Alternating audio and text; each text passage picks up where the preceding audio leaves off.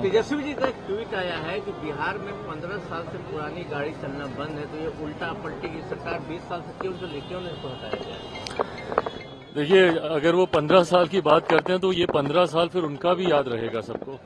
जब 90 के दशक में जब उनका 15 साल था, उसमें क्या हाल था बिहार का। देखिए, हकीकत है ये इस तरीके के बातें करना, नेता प्रतिपक्ष हैं वो, कभी मुख्यमंत्री जी के ऊपर व्यक्तिगत टिप्पणी करते हैं, 15 साल की गाड़ी की बात करते हैं। आप नीतियों पे कोसिए ना, आपको जो कहना है आप नीतियों के आधार पर बातें कीजिए। इस तरीके की बातें करना, जिस पद पर वो हैं कम से कम उस पद को, गरिमा को वो शोभा नहीं देता।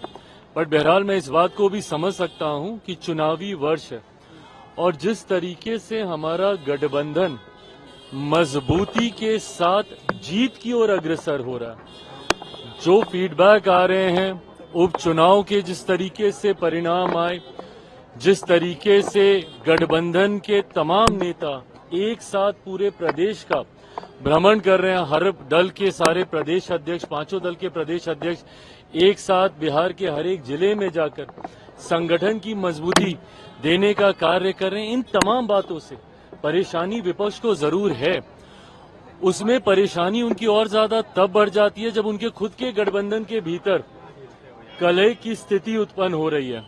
जिस तरीके से कांग्रेस और राजद के भीतर बातचीत का एक अभाव अब देखने को मिल रहा है, जिस तरीके से कांग्रेस के नए प्रभारी आए, वो जिस तरीके से पहले कांग्रेस उनके सामने नतमस्तक रहती थी, इस बार संभवतः कांग्रेस उस भूमिका में शायद नहीं हो।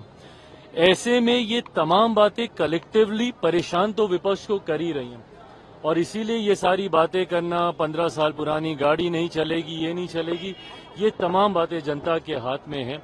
जनता ने उपचुनाव में भी अपना फैसला सुना दिया, लोकसभा के चुनाव में भी जनता ने अपना फैसला सुना दिया और अब जब कुछ महीने बाकी हैं विधानसभा के चुनाव में, उसके परिणाम भी पूर्णतः एनडीए के पक्ष में आएंगे। 225 से ज्यादा सीटें जीतकर हम लोग सरकार बनाएंगे। यादव ने कहा है कि कुछ बीजेपी के नेता और जेडीयू के नेता, जेडीयू के नेता मीटिंग कर रहे हैं कि निशांत राजनीति में नहीं आए। तेजस्वी यादव ने कहा, आप वेलकम करेंगे? उनको क्या पता है ये?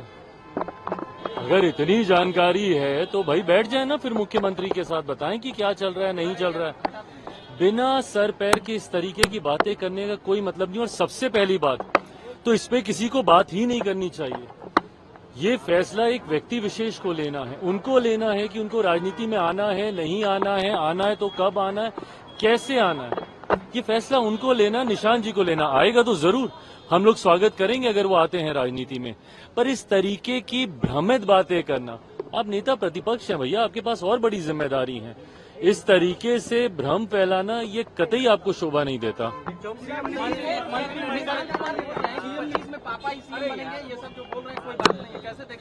भाई बिल्कुल हम मानते हैं कि 2025 विधानसभा चुनाव परिणामों के बाद एनडीए की सरकार बनेगी, मुख्यमंत्री जी के नेतृत्व में चुनाव लड़ेंगे और वो पुनः मुख्यमंत्री बनेंगे।